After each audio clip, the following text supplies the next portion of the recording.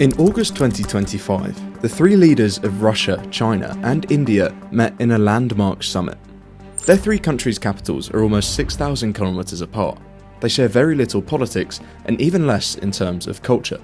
Instead, what unites them is something bigger, replacing the United States as the world's leading superpower. The US has for decades now been the undisputed superpower on the global stage, but the pieces are being put together to take this apart. It's called the BRICS.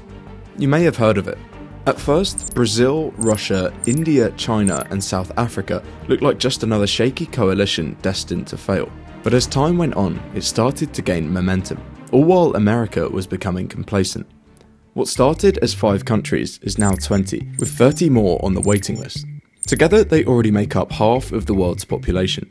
Their economies are surging, and in 2023, they overtook the US in share of global GDP for the first time. But their influence extends far beyond just numbers. It's beginning to shape our daily lives in ways that we can all feel. Chinese companies like Alibaba and Tencent are now larger than Amazon and Meta, and China alone produces 6 times more AI patents than the US. In 2024, the most downloaded app across Europe? Temu. And when Western Europe places sanctions on Russian oil, who was there to buy it instead? China and India. And while this is happening, the White House and a new US government is shaking up the 80-year Western norm, charging sky-high tariffs for European countries who for decades have been their strongest allies, or questioning military alliances which once seemed guaranteed. The BRICS are not without their challenges. Most of their biggest members are ruled by strongmen, leaders whose pride often makes compromise difficult. The question is whether this alliance can overcome those differences to seize the moment and reshape the world order, or if it will collapse under the weight of its own divisions. While it's easy today to dismiss those predictions of eternal US dominance as naive, back in the 1990s there were actually plenty of reasons to believe that they might be true. For nearly 80 years, the international order had been centered around 2 poles, the USSR and the United States. But with the collapse of the USSR, this all changed, and America became the sole global superpower. It alone counted for 25% of the global economy and 40% of global military spending. The nation seemed invincible. It wasn't just economic power that they held. America's influence extended into almost every major institution in the world. Institutions like the IMF and the World Bank were largely controlled by the United States, holding veto powers over appointments for both. In practice, that meant Washington could decide which developing countries received loans or financial aid, and on what terms. Those who aligned with the US interests were rewarded, while those who didn't were often cut off from desperately needed funds. To make things worse, loans from both these institutions often came with some quite brutal conditions, things like slashing public spending or privatizing industries, oftentimes before industries were ready to compete. And while this may have been crucial to maintain the global economic system, for many developing countries it was crippling. Before long, massive protests against institutions like the IMF became a familiar sight, sparked by the harsh structural adjustment reforms they imposed. All this meant that among developing countries, there was an enormous demand for an alternative, which for a while didn't exist. But in the early 2000s, something happened which would change all of this: the commodities boom. Thanks to surging demand from China's rapid industrialization and a wave of global economic growth, the price of oil and precious metals exploded. For America, who spent billions every year importing these products, this was a massive issue. But for the countries that sold them, it was like winning the lottery. Suddenly governments that had spent decades struggling under foreign debt were flush with cash. Russia's economy boomed as oil prices surged from $10 to $140 per barrel, with oil accounting to 60 to 70% of total exports. The country's GDP expanded nearly 9-fold during this period. This is when the idea of the BRICS really began. Between Brazil, Russia, China, India, and South Africa, the bloc commanded nearly 3/4 of the world's mineral resources. What had once been just an abstract acronym dreamed up by an investment bank was starting to look like the foundation of something real. The logic was simple. If these countries could coordinate the supply of the world's most vital resources, they could wield significant power. And in 2009, Vladimir Putin put that idea into motion by hosting the first BRIC summit. The world immediately paid attention, and that same year, Goldman Sachs, the very firm that had coined the term BRIC, issued a report warning that this alliance could evolve into a serious challenger to US order. Suddenly, the prospect that 4 developing nations, once dismissed as peripheral players, might one day rival the West was no longer a fantasy. Of course, while these countries have strong ambitions to be new world leaders, there are some pretty big barriers to actually making this work in practice. Even though the narrative that the US is falling has certainly gained traction, in reality, 80% of global trade is still done in dollars. The US economy is by far the world's biggest, and they spend more on defense than the next 9 biggest countries combined. 7 to 8 of the world's 10 biggest companies are consistently American, and they dominate in fields like banking and tech. But empires don't stay on top forever, and when you look closer, the BRICS may be better positioned to challenge the US than most people realise. Before we look into this more, I want to say thank you to today's sponsor, Fume. This isn't another vape or e-cig, but something completely different. Fume is a flavoured air device built to give you something satisfying to reach for, without vapour, nicotine, or any of the usual chemicals. Think of it less like soda and more like a herbal tea. Natural flavours you can actually enjoy. It comes with a premium design made of sleek wood, magnetic fidget features, and no batteries or charging. Just pick it up and go. You can use it anywhere as there's no smoke, no vapour, or no restrictions, and it costs a fraction of what vaping or smoking does. Over 500,000 people have already added Fume into their routine, with flavours like crisp mint, orange vanilla, or cinnamon hearts. If you want to go check it out, go to tryfume.com/invisiblehand, or scan the QR code on screen. And for a limited time, use code INVISIBLEHAND to get a free Fume topper when you grab the Journey Pack. Thanks again for sponsoring this video, and now let's get back to the video. The BRICS aren't just a collection of similar countries, like the EU is. It's a coalition of giants and up-and-comers. On one side, you have China and India, with their sheer economic scale, technological capacity, and vast domestic markets, and Russia adding military power and energy heft. And on the other side, you have younger, resource-rich nations like Brazil, South Africa, and newer members such as Saudi Arabia or Ethiopia. Countries with huge reserves of food, fuel, and rapidly growing populations. The result is a kind of symbiosis. The big economies provide capital, industry, and political clout, while the younger, resource-rich states supply the raw materials and demographic dynamism needed to keep expanding. Put together, this is more than just a club. It starts looking like a prototype for an alternative economic order. Developing on this, the first huge advantage the BRICS countries have is population.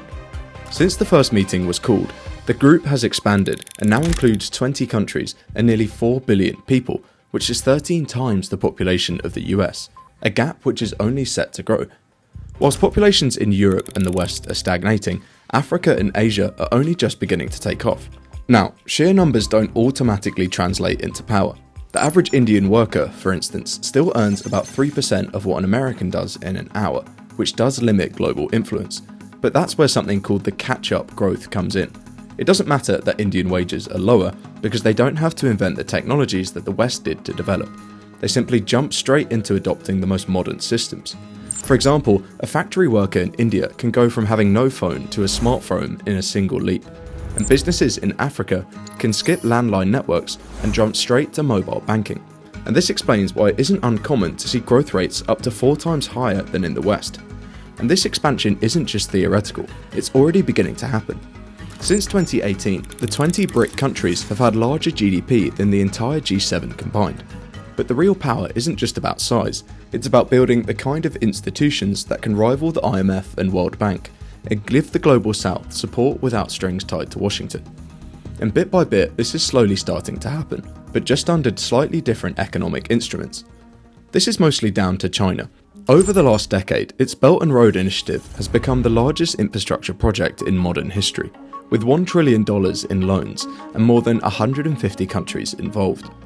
Some of their projects include a $1.3 billion port in the Indian Ocean, a military base at the entrance to the Suez Canal, and a high-speed rail network linking China to Europe through Central Asia.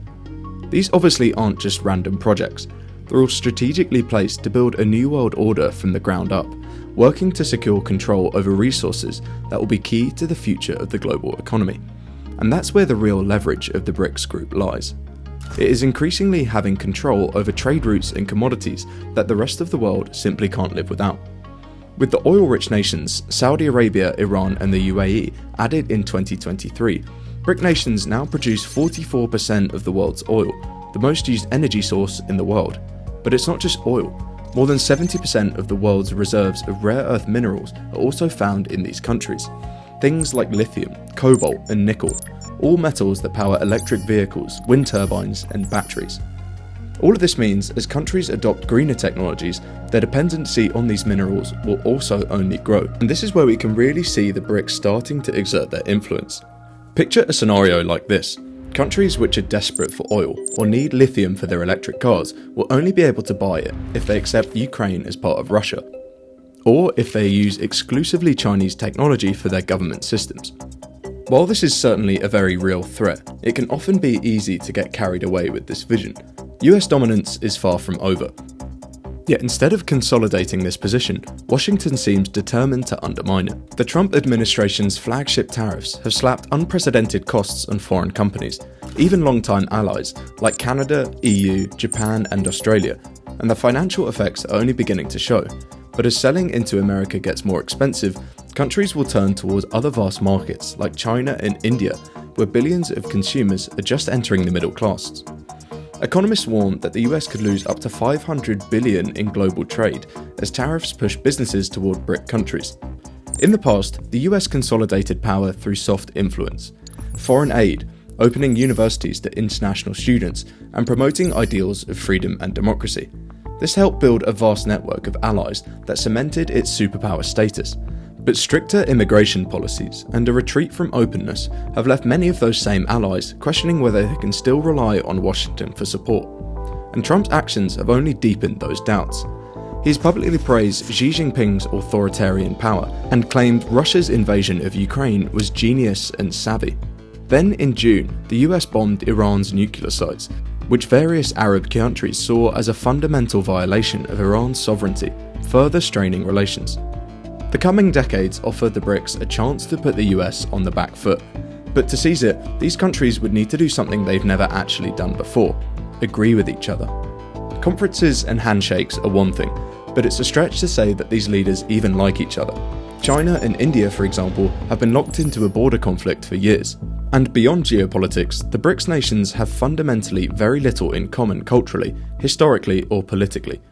Alliances aren't built on money alone. The EU and NATO have lasted because they're held together by shared values: democracy, human rights, and open markets. The BRICS have none of that. Its members couldn't be more different. China is a one-party state, India is the world's largest democracy, and Russia is an authoritarian regime, and others like Saudi Arabia and Iran are theocracies. With so little cultural, political, or historical common ground, turning economic cooperation into real strategic unity is a far harder task. The Russian invasion of Ukraine illustrates this perfectly. On the one hand, it created opportunities for BRIC members to bypass Western sanctions, but it also exposed major fault lines within the group, with Brazil and South Africa taking a more cautious approach. Naturally, when members are so fundamentally divided, it slows progress on all goals across the board. And this lack of coordination is a huge barrier in the way of their goal of replacing the dollar as the main global currency. Since US banks dominate global finance, foreign governments keep their reserves in dollars, and most global trade is done in dollars. It was never going to be an easy task. But the group's differences mean that some BRIC countries still fear Chinese dominance and are reluctant to accept the Chinese yuan as an alternative currency. Even more importantly, countries with political disputes find it impossible to agree on unified institutions and monetary policy. There are simply too many different aims and beliefs for a unified strategy to materialise. In short, the US may be shaking up the world order, and the BRICS have economic growth, population and resources on their side, but their path to real success still isn't secured. What remains to be seen now is whether the alliance of differing countries is able to put their differences aside and take the opportunity, or whether they will continue to grow without the coordination needed to build formidable influence. Once again, thank you to Fume for sponsoring this video. Check it out with the first link in the description. Before we end, I just wanted to mention that we've launched a new channel, The Invisible Game, where we uncover the hidden economics shaping your life. Our latest video shows the surprising reason your electricity bill keeps rising: AI data centers. You can watch it here or by clicking the link in the description.